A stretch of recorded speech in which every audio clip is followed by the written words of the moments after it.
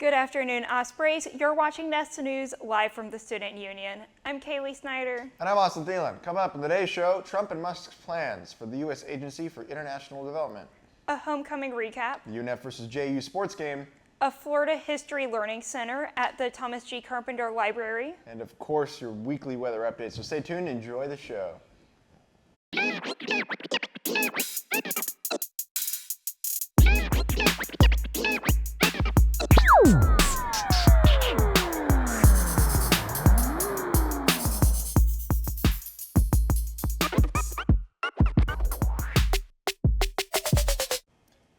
The Trump administration and billionaire ally Elon Musk moved to dismantle USAID, the agency providing crucial aid funding, education, and aid in fighting starvation.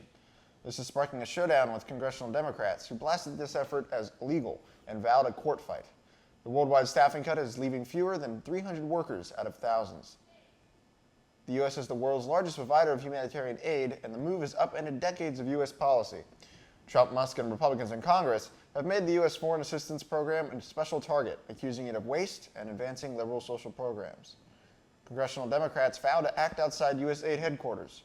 Federal officers and yellow tape blocked both employees and lawmakers from entering hours after Musk declared the shutdown. "This is congressional crisis we are in today," Democratic Senator Chris Murphy said. Senator Brian Schatz said USAID is not just about saving other countries from starvation and disease. "There is a reason that USAID is an arm of American foreign policy, and it is because we understand that a stable world means a stable America," he said. Organizations impacted by these changes have filed for bankruptcy or are facing it after being told USAID would no longer be paying its invoices for projects that have already been approved and implemented around the world. Black History Month kicked off last week with special events happening all around campus. Here's reporter David Green with a taste of what's been happening. Black History Month is hitting the ground running as the Black Student Union wants to make this one to remember. To start us off, the Black Student Union hosted a kickoff event February 6th from 1 p.m. to 2 p.m. on the Student Union lawn, where there was food, merchandise, and a little bit of history to take home. Up next, a fashion show took place later the same day from 5:30 p.m. to 8:30 p.m. on the third floor of the Student Union Student Government Lounge. Be on the lookout for another fashion show that'll be taking place February 28th in the same Student Government Lounge. And last but not least, a Black alumni table at the tailgate Saturday, February 8th.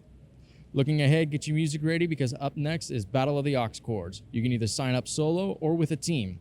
Put your music to the test and let the people decide if it bops or flops. The event will take place February 19th. Of course, since we still have a month ahead of us, there'll be events all throughout February. So be sure to keep an eye out if you want to attend.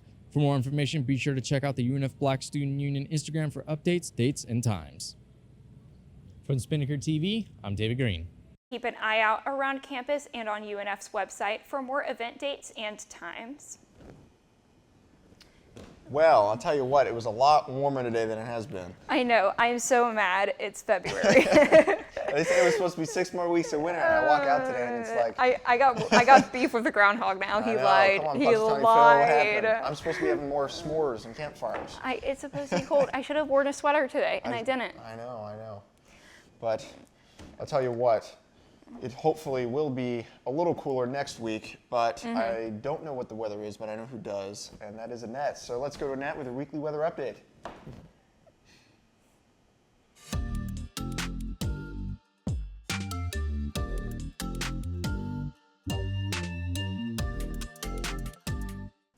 Good afternoon, Ospreys, and welcome to your weekly weather report. This next week is looking great, so let's get into it. Today is sunny with the high of 77 degrees and a low of 61 degrees.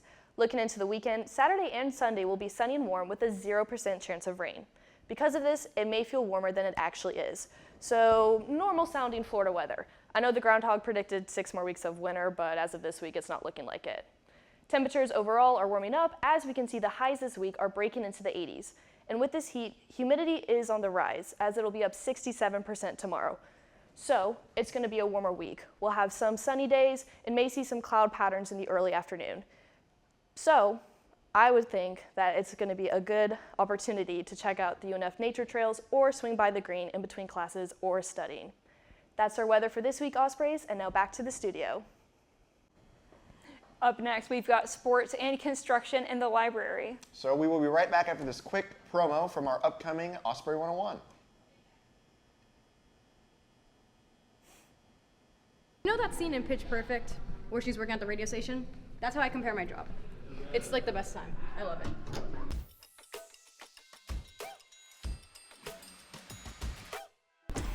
Hey Ospreys, Chai here, and I work at Spinnaker Media, so let's take a look.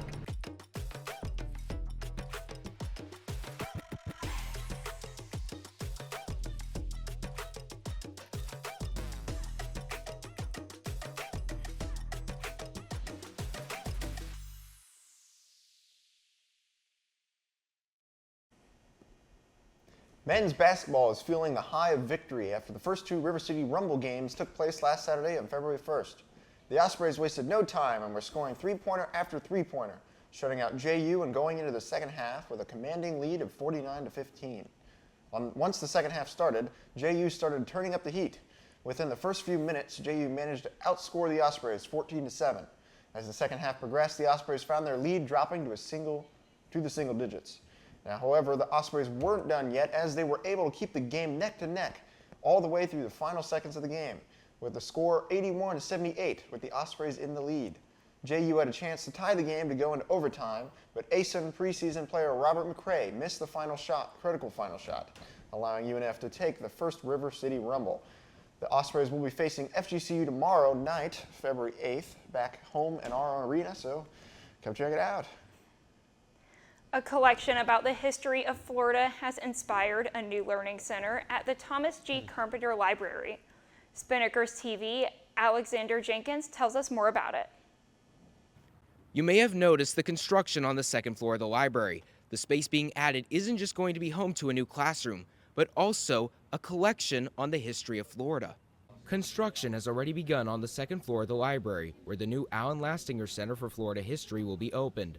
Librarian Hillary Streifer is the head of the project.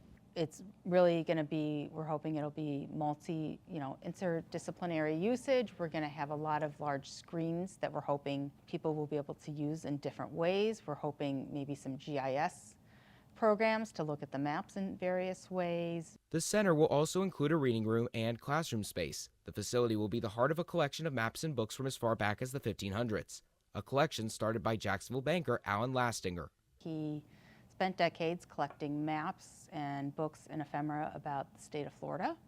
He was interested in how the places and the names changed as political boundaries were, drawn, as transportation systems came through. According to Streifer, Lastinger's goal is to make these artifacts available for everyone. He has this collection and he really wants everybody to be able to access it. Digitizing as many materials as we can and making them accessible for free, not behind a paywall. The space will open between the spring and the summer semesters, with an official opening expected in the fall of 2025. Alexander Jenkins, Spinnaker TV. The space on the second floor will be open to students of all majors and will not require a reservation to visit. And that's just about all we have for you today, Ospreys. Remember, consider donating to support college media at UNF through the link in the description below. And for all things Spinnaker, check out our website, unfspinnaker.com. Also, make sure to follow us on our Instagram at UNF Spinnaker and check out the rest of our YouTube for more content. And as always, thank you so much for watching. I'm Austin Thielen. I'm Kaylee Snyder, and we'll see you next week on Spinnaker's Nest News. Swoop!